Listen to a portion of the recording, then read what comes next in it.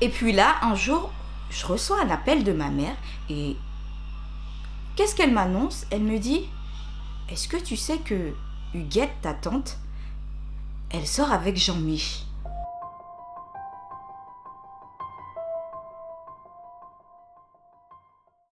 Je vous invite à aller prendre un petit cocktail, un petit thé, je sais pas, servez-vous n'importe quoi, installez-vous et puis préparez le popcorn parce que ça risque d'être croustillant. Donc, alors, ce qu'il faut savoir, c'est que Huguette, je ne l'ai jamais vue comme ma tante. C'était plus comme une grande sœur de cœur pour moi. Parce que ce qu'il faut savoir, c'est qu'elle et moi, on a 3 ans d'écart. Donc, du coup, je ne l'ai jamais vue comme une tantine. C'était vraiment plus comme une amie, une sœur. C'était vraiment, quand on était petite, on était vraiment comme ça, comme des jumelles, tout le temps ensemble. On faisait presque tout ensemble.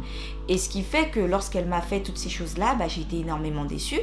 Mais malgré tout, je ne peux pas l'éliminer de ma vie parce que on aura toujours des moments où on se verra, il y aura des repas de famille, des réunions de famille. Donc, tout ce que je peux faire, c'est la mettre de côté. Et c'est ce que je fais actuellement et que j'ai toujours fait depuis ce qu'elle m'a fait. Mais ça reste quand même dur parce que quand vous avez énormément aimé quelqu'un et qu'elle vous fait des choses comme ça, c'est dommage.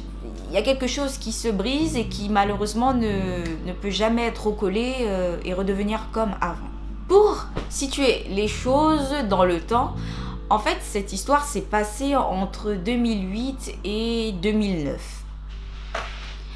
Je rentrais fin 2008 en Guyane chez ma mère parce qu'avec mon père, on avait des relations assez tumultueuses, on s'entendait pas.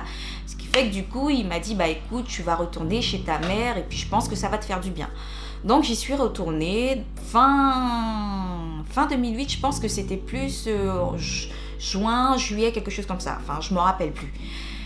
Et du coup, à cette période-là, ma mère, elle vivait à 50 mètres d'un épicier. Et puis, cet endroit, c'est là que... C'est à cet endroit-là que j'ai rencontré Jean-Mich. En fait, c'était mon voisin de palier, Jean-Mich. Oui, on va l'appeler comme ça parce que...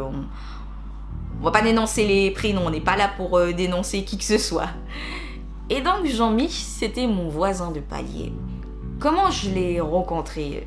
C'était comme les rencontres banales, vous voyez un garçon dehors et puis vous avez un crush pour lui, pof, c'est vite parti. Donc un jour j'étais sur ma terrasse, puis je tourne ma tête en direction de l'épicier. Et ce qu'il faut savoir, c'est que Jean-Mich, en fait, à cette époque, il vivait au-dessus de l'épicerie. Je regarde du coup en direction de l'épicerie, en haut, et là, je vois un garçon. Et puis, d'un seul coup, nos regards se croisent, mais c'était très vite, quoi. Genre comme ça, je tourne ma tête et hop. Parce que j'étais surprise, quoi. Puis genre, je veux pas que les gens commencent à se dire cette meuf, elle fixe les gens, c'est un peu étrange.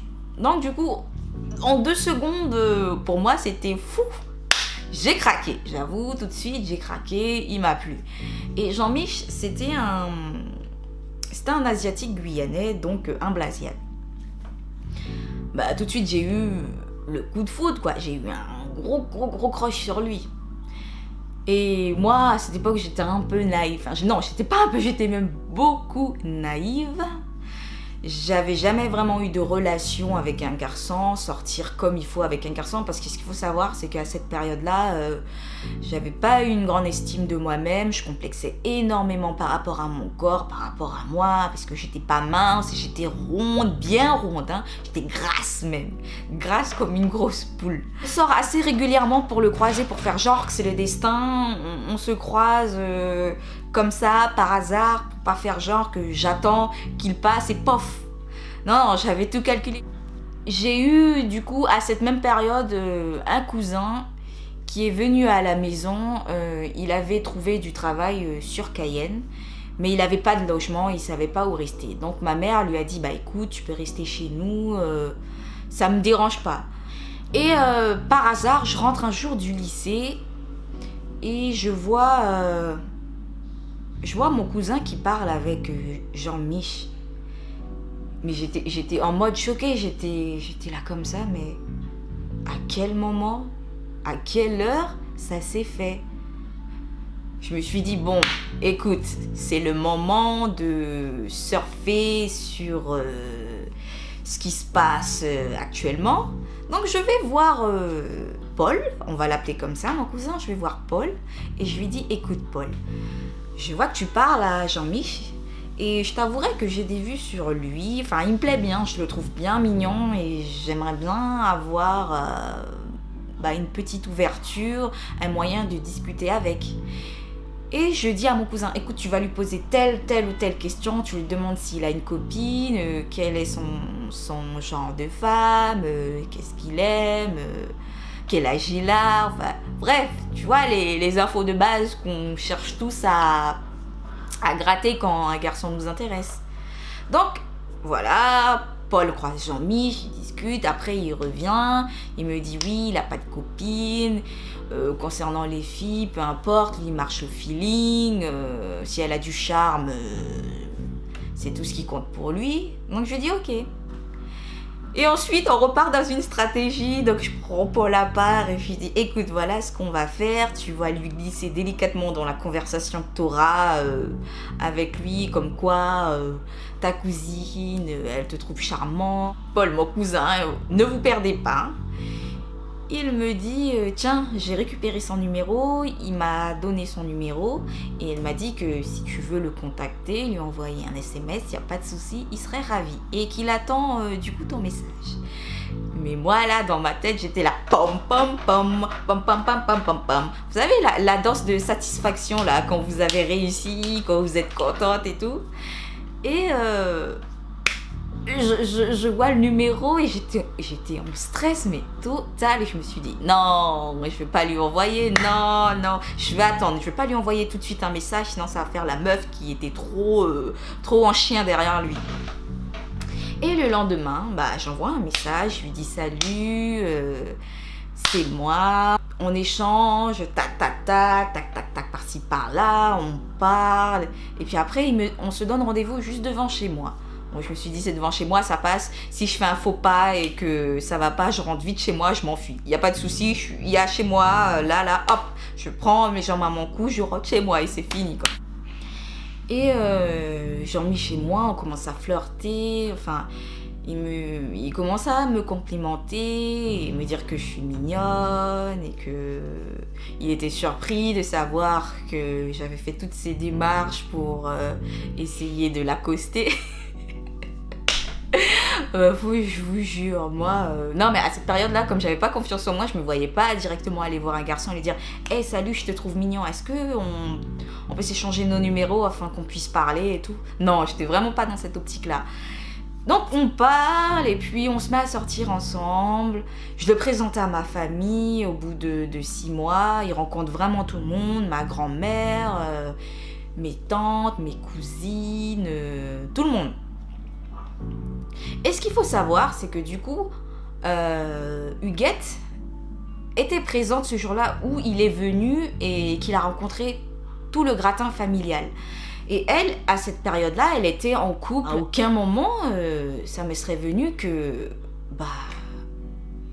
elle et Jean-Mich, ils auraient fini ensemble, quoi.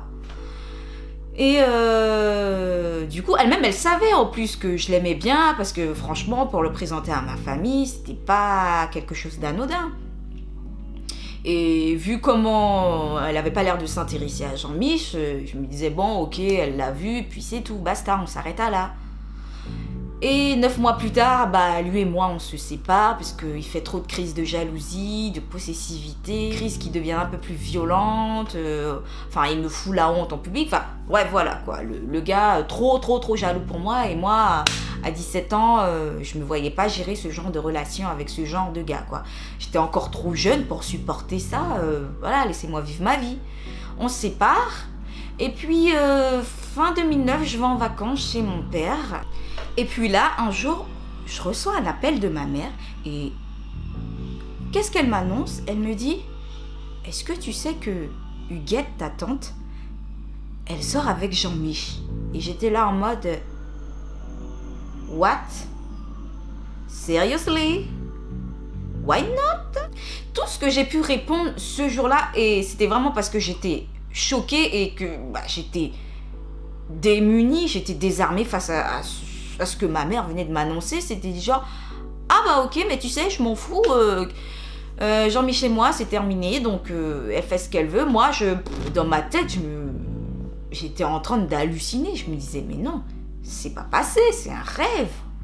Non. Et donc du coup, ils sortent ensemble pendant presque un an. Enfin, je sais pas, parce que je me suis pas intéressée à leur relation.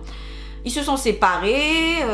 Ma tante est souvent venue me voir pour me demander si ça se passait comme ça, etc. Je lui dis bah oui, écoute, c'est ce qui fait que je suis pas restée avec, parce qu'il faisait la même chose mais en pire. Du coup, suite à ça, je reviens chez ma mère et puis après je repars chez mon père pour faire des études universitaires, parce qu'à la fin de mon année de lycée, je voulais faire des études universitaires, enfin, parce que mes parents voulaient que j'en fasse, quoi. Donc je retourne en France de fin 2010 jusqu'à 2012. Bon, je l'ai faite, finalement j'ai pas fait, j'ai arrêté l'université parce que ça me plaisait plus. Et fin 2012, je suis retournée chez ma mère parce que je galérais un petit peu en France et j'en avais un peu marre, j'étais au bout de ma vie, quoi. C'est à cette période-là du coup que je vais rencontrer Jean-Paul, mon deuxième ex, quoi.